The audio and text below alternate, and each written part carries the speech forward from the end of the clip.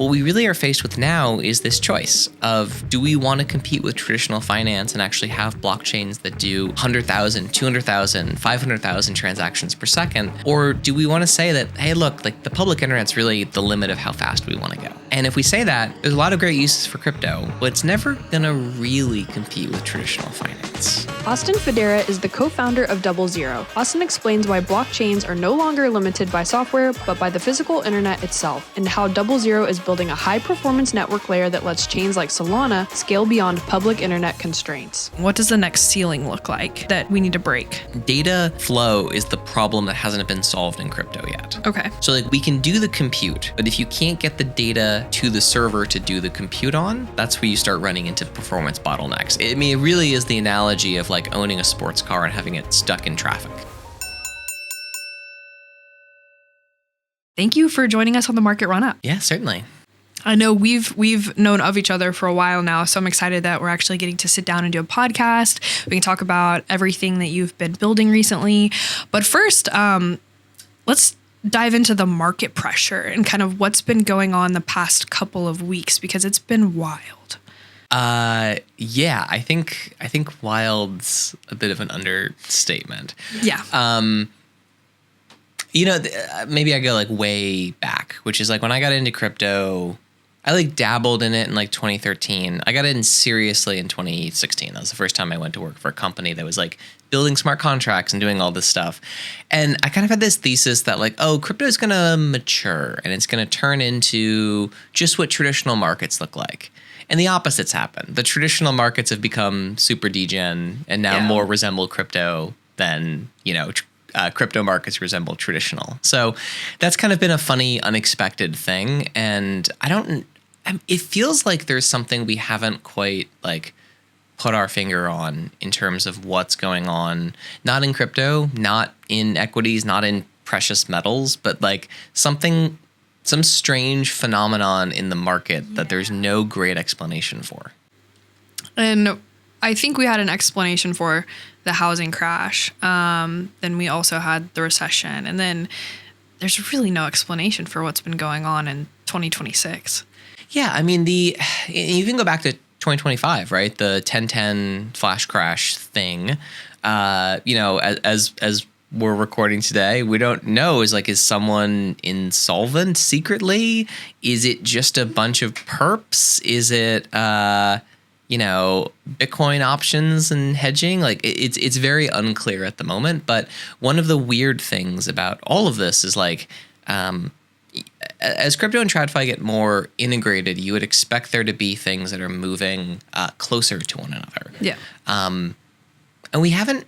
I don't know. There's been like a mixed response. Crypto usually is a leading indicator on the macroeconomy, at least for the U.S. market, but not always.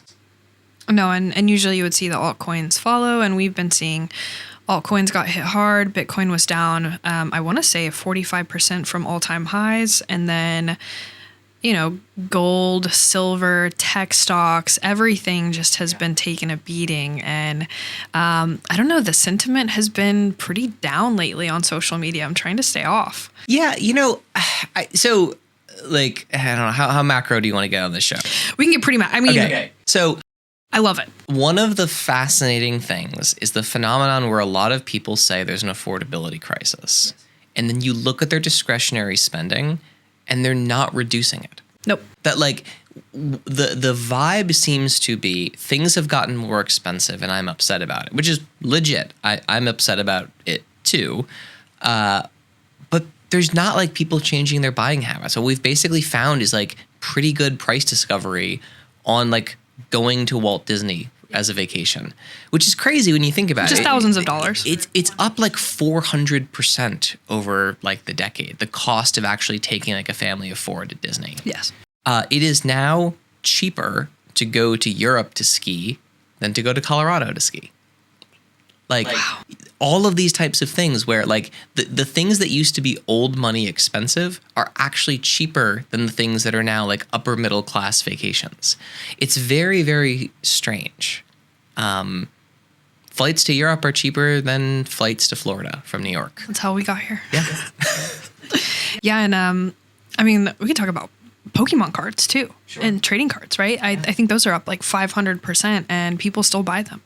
Like the market for trading cards is massive. And yeah, exactly what you're saying. The whole spending crisis. I've preached online to go through subscriptions, right? And see what you're not buying and cancel them. And I couldn't tell you how many people actually listen and do that. Like probably don't.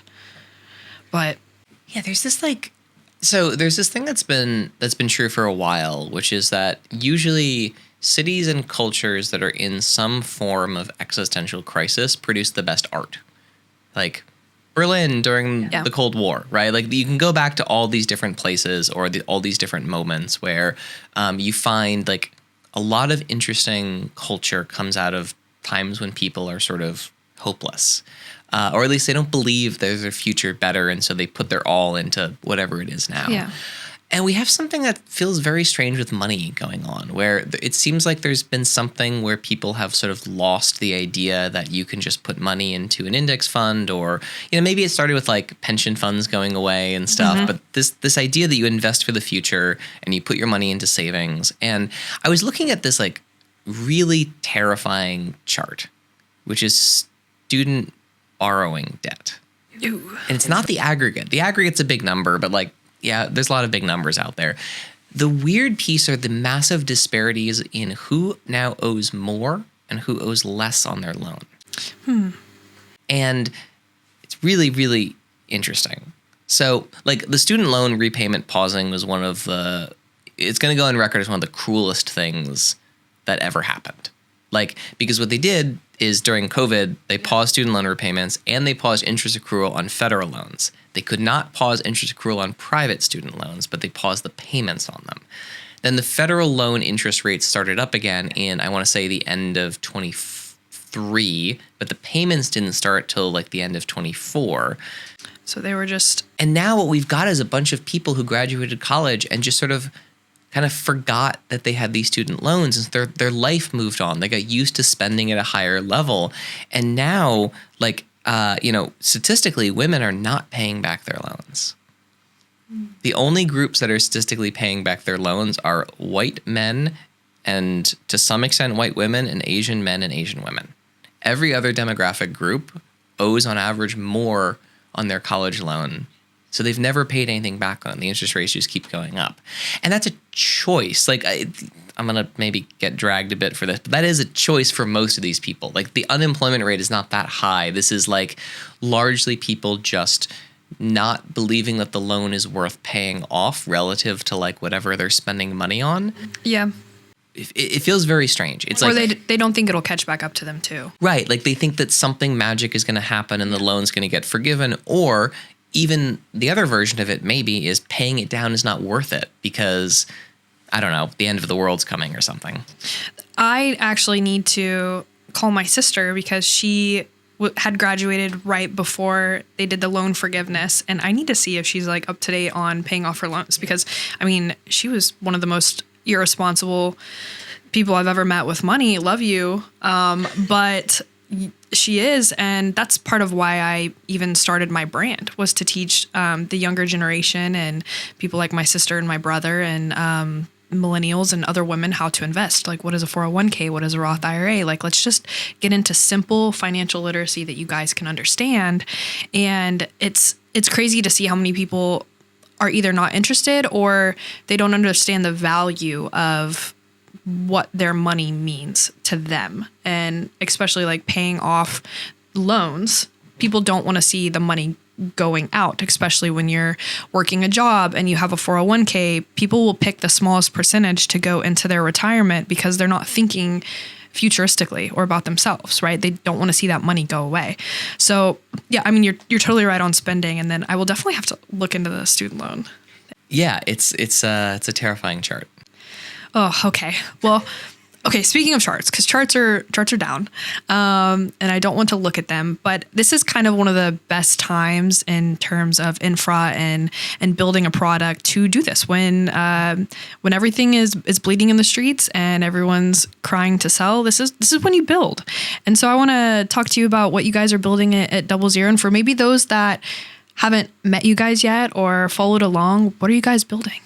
Yeah, so DoubleZero is a very new type of blockchain project. In fact, a lot of it doesn't even have to be blockchain specific. But what we're building really is a new parallel internet, which sounds like the plot of Silicon Valley, but it's actually a real thing and we are doing it. So you can think about it this way. There are actually a huge number of private fiber optic networks run all around the world. Most of the internet, doesn't run on satellites. It runs on fiber optic. 99.98% runs on just fiber cables running under the streets and under the ocean and, all around the world. So a big portion of those are actually used for private networks. And a private network can be anything from, OpenAI. You see these stories about them building data centers and they wire them all up with fiber so they can move data quickly between them. Amazon runs a giant fiber network. Google runs a giant fiber network. Facebook is actually one of the largest owners and operators of a private fiber network. We think of them as a public internet company. No, yeah. But they're not. Most of what they do is not on the public internet. The last mile that gets to you is you load Instagram Reels. Sure, that's on the public internet. But the TAM of Facebook, you go back, it's fascinating. You go back about, maybe 10 years or so. The TAM of Facebook was limited by the speed of the public internet in developing world. Mm-hmm. And so if they wanted to get, the Philippines hooked on Instagram, they had to build enough internet capacity to load Instagram. And so it's really interesting. There's this sort of progression that happens in all software companies where they start out building just software. Then they move to building something a little lower down. So Facebook's first foray into this was they weren't building data centers. They were building servers.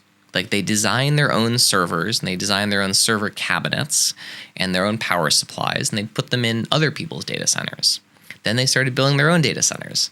Then eventually they were like, we need to use and own our own fiber cables to connect it all together.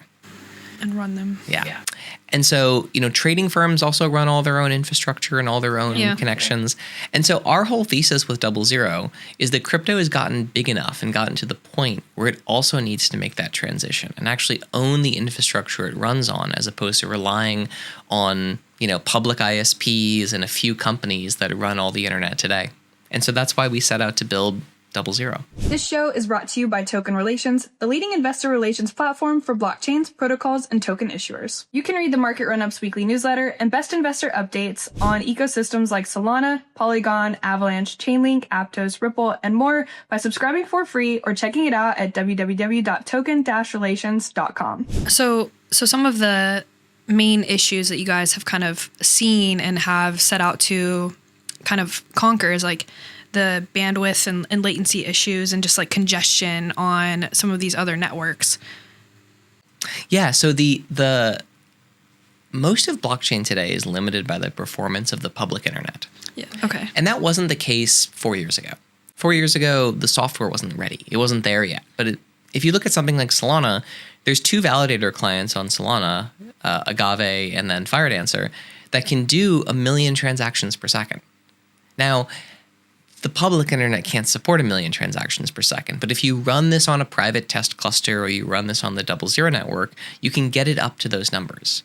And so what we really are faced with now is this choice of, do we want to compete with traditional finance and actually have blockchains that do 100,000, 200,000, 500,000 transactions per second? Or do we want to say that, hey, look, like the public internet's really the limit of how fast we want to go? And if we say that, there's a lot of great uses for crypto, but it's never going to really compete with traditional finance. And I think one of the ways to look at this is, what is the most successful crypto product in TradFi? It's stablecoins. Yeah, anything that you can use to buy or hold stablecoins. Yeah, and the most successful TradFi product in crypto, it's not tokenized equities, it's not tokenized money market funds, it's ETFs. And the thing about both of those use cases, payments and ETFs, is speed does not matter. For a payment, we talk about how, blockchain payments are so fast. And yeah, they're fast relative to ACH or a credit card, but there's no competition in payments. Like if I'm paying you for something, you're paying me for something, no one's going to like snipe that trade. Yeah. Right? It just has to settle and we have to trust it. And blockchains are perfect for that. And an ETF strategy is just, I want to hold Bitcoin, but I want to hold it in a more convenient format, or I want to hold it in my 401k or something. And not have to look at it. Right. But everything that is like trading based is still for the most part done on centralized trading venues because the execution is better there. And so, we have stable coins in many foreign currencies. Why is foreign currency trading not on crypto? It's not fast enough today. And so that's kind of a lot of what we set out to do, is to give protocol developers, both Solana and other blockchains, a whole new tool, a whole new internet. It's sort of like saying, hey, like, what would you build if in, OpenAI, if you could get a bunch of NVIDIA chips from 10 years in the future? Like, you look forward 10 years and you say, wow, these chips are going to be 100 times more powerful there. What if you have it today? Like, that's the DoubleZero difference relative to the public internet. So why now, though? We're ready for it, or we're just barely ready for it. Like, it's one of these funny things where, like, I think we might have been a year or two too early with DoubleZero, or to put it the other way, we've grown a lot more quickly than we expected to. That's a good problem to have, though. It's a good problem to have, yes. But, at this point, blockchain really needs this if it's going to move beyond the speeds it's at today. Or the other option is it shrinks and becomes less decentralized. And at that point, I think we lose one of the major value propositions relative to a traditional exchange. Because NYSE, NASDAQ, they're great. They're incredibly good at doing what they do. They do something very different ideologically than what blockchain is set out to do. And so, if we believe in that future, that ideological underpinnings of crypto, that self-sovereignty is important, that decentralization is important, not for the sake of decentralization, but because it lets you do things you can't do with centralized systems. I do want to say, I know your thought is that you guys have grown rather quickly. You've built such an astounding team. Yeah, the team is really good. I think you have taken powerhouses all across the industry and brought them together over at DoubleZero. And I think a lot of us in the crypto industry and space see that, and we want to follow along with what you guys are doing. And I just appreciate you taking the time to even sit and talk about DoubleZero and what y'all are building. I haven't even looked at my questions because we've just been flowing. I guess this was something that I had written out because I'm still trying to understand the difference. Are you guys trying to become the AWS or cloud layer for high performance blockchains, or is it just a network level all across the board? Yeah. So anytime you're building a company, you've got to start with a pretty narrow pitch. Yeah. And, it's sort of like if you go back to the days of when Solana starting and sort of it's the everything chain. It's like, well, no one knows what that means, right? It's everything app. It's blockchain at NASDAQ speed. You need something that people can say, oh, I get that, right? And so for us, the idea of building a network optimized for high performance blockchain, that's the first vision of it. That's why we started with Solana. But really, it's for any type of high performance distributed system. Okay. So what is a distributed system? In some ways, Google's a distributed system. They run data centers all over the world. But this can be used for AI systems. This can be used for gaming. This can be used for, streaming and media distribution. There's a lot of different use cases once you have a high performance global network. The main one we started with is crypto and trading, because that's one that there's a big market for. Absolutely. And it's also people that value decentralization. And if you're building a AI company or a gaming company, you don't care about decentralization. It's not part of your core value proposition. And so DoubleZero, then, the reason you're picking it is because of its performance characteristics, whereas crypto folks, it's the performance and it's the decentralization. Okay. Yeah, that makes a lot of sense, because I think in the grand scheme of things, it sounds a lot more complex, I think, than it really is when you break it down.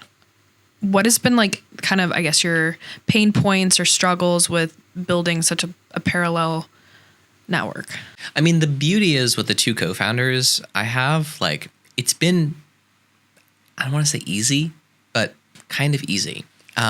The talent we've been able to attract between Andrew and Mateo's resume and their background is just incredible. So these are, some of the best networking engineers in the world who've spent their entire life working in exchanges and high frequency trading environments and these type of situations. And so and then Mateo has built sort of carriers all over the world.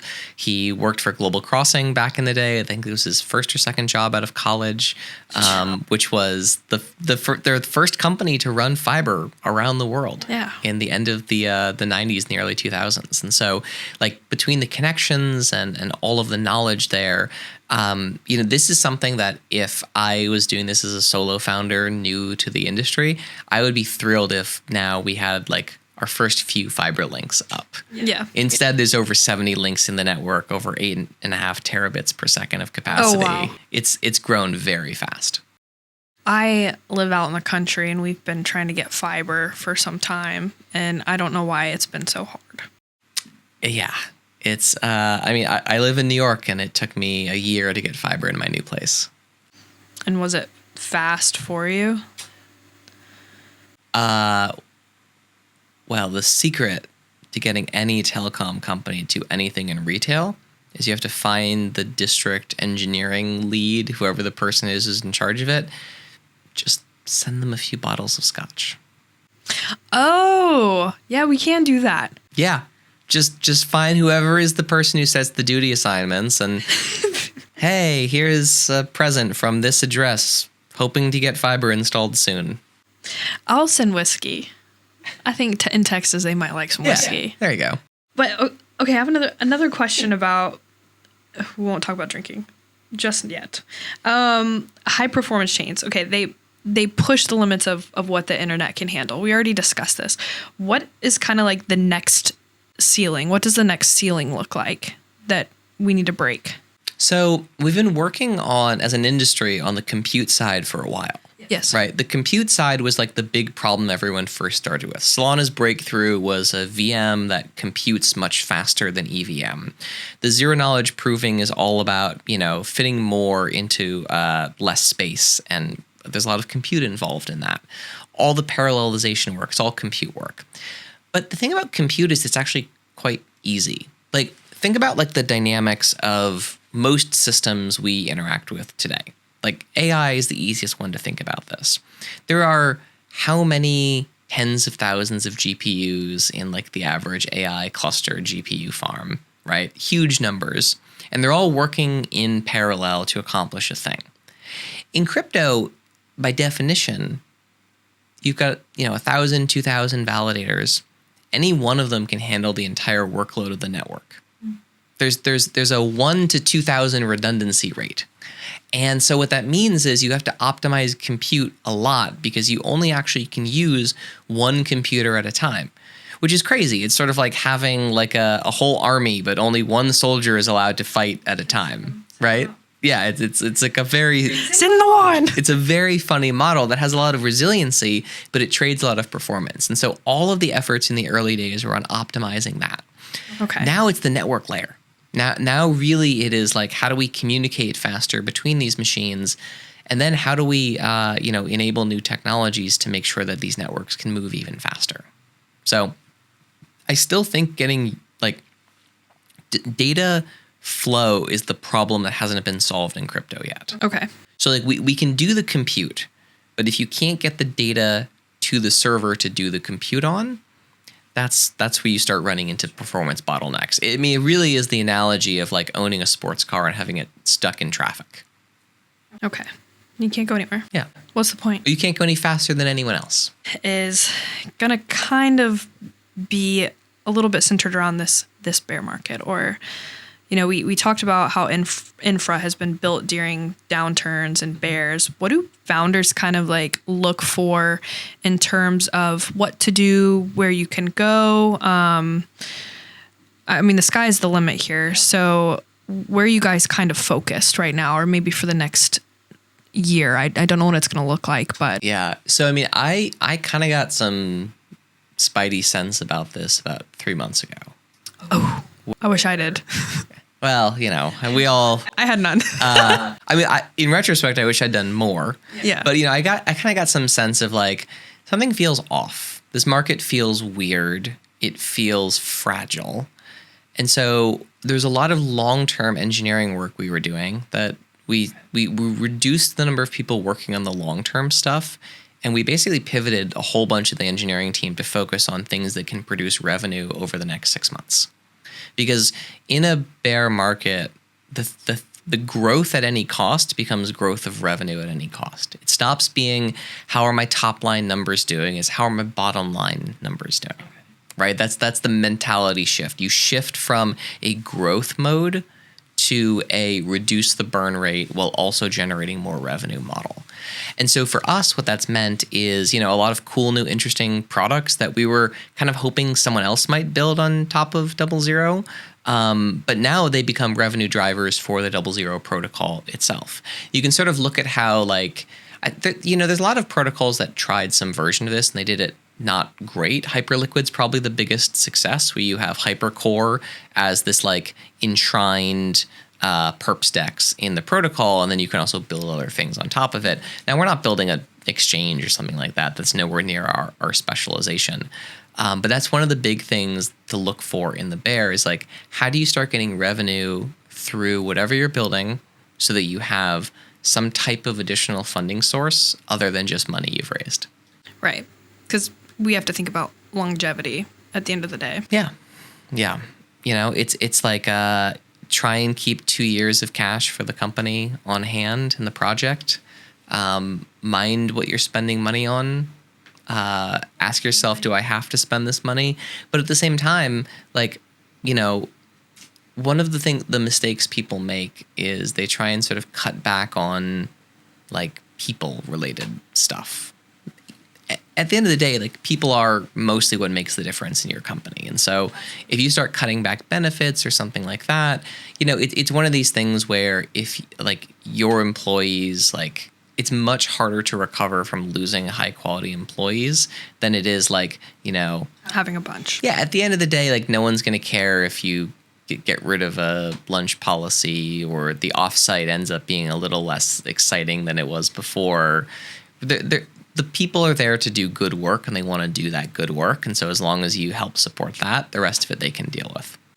I like that. I'll join the next offsite. I'll let you know. For you, because I've seen your success over the last few years, especially with the Solana Foundation and now with DoubleZero. What is the legacy, I guess, that you want to leave behind? And this could be my last question because I think it's one of my favorites to ask. I mean, when we set out to work on DoubleZero, the structure was basically like, how can we advance this industry by a decade or more? How can we do something that'll benefit a whole bunch of different types of protocols, not just one protocol? But when you really think about it at a lower level, what we're doing is a social project, not just DoubleZero, but in crypto in general. Yeah. We think of these as like technology, and they are, but they really shape society. And so I think we're in a place where there has been sort of a diffusion of responsibility. There's been a lot of sort of abdication of decision making. And there's this idea that someone else will solve this for us. And one of the great things about crypto is self-sovereignty. It's the idea of like, I have the right to make bad decisions and I have to live with the consequences of those bad decisions. And I think that breeds a lot of the type of qualities we need to sort of get society back on the right track. And Absolutely. So, yeah, that's why I like working in this industry. Additionally to the really cool technology that we get to create, is that it's not an industry that's built on the idea of like, we need to do things for people and we need to protect them and build this like, safe nest or something. It really is like about giving people the tools to sort of maximize freedom and also the responsibility and the downsides that come with that. I love that. It doesn't really matter necessarily what the market is looking like right now. I love to see that you care about innovation. You want to see your product moving forward. You want to see people obviously being happy. And I've noticed that like founders and true builders, they're smiling through the price action. Like it's almost like they know it's going to be okay. as long as you have enough money to keep paying people and keep building, that's it. I like it. Well, thank you for joining this episode. That was really good. Thanks for having me. That was episode 2 on the market run-up. If you guys can follow along, like, and subscribe, I'd love to have you guys back for another round. So thank you all.